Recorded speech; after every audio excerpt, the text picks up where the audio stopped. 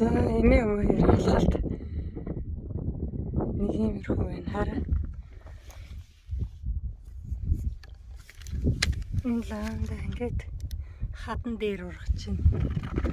Олоо дээр.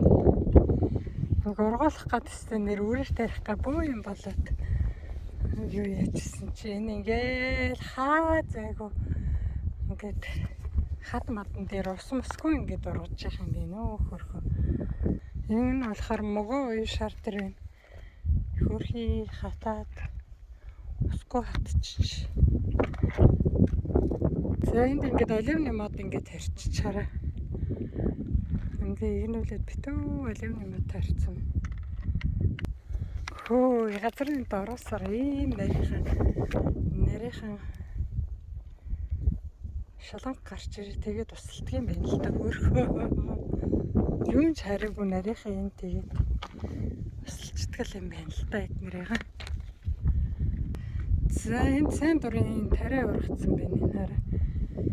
Тариа толгой ингээд. Заадсан чи тэнд хасарваа нургасан байна. Энэ хараа ганга.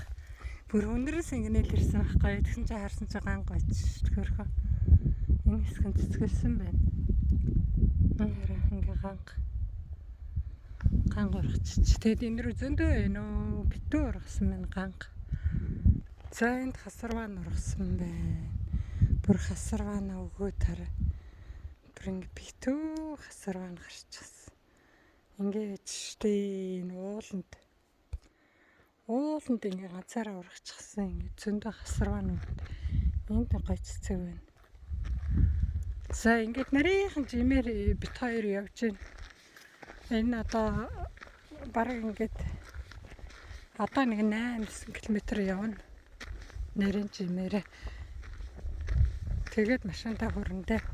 За түрүү ихтэй ингээд битүү ингээ энийг дагаал ингээ битүү гоё ганганы өнөртэй л ганган дундуур явсаар байгаа л.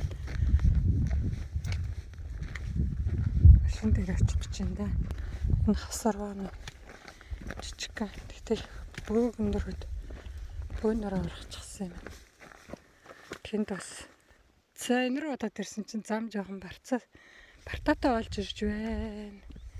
Би одоо толгоороо аваад тэгээд явъя да гэд. За тэр байж та. Та бүхний сансан сэтгэлжлэн бүтгэл тухай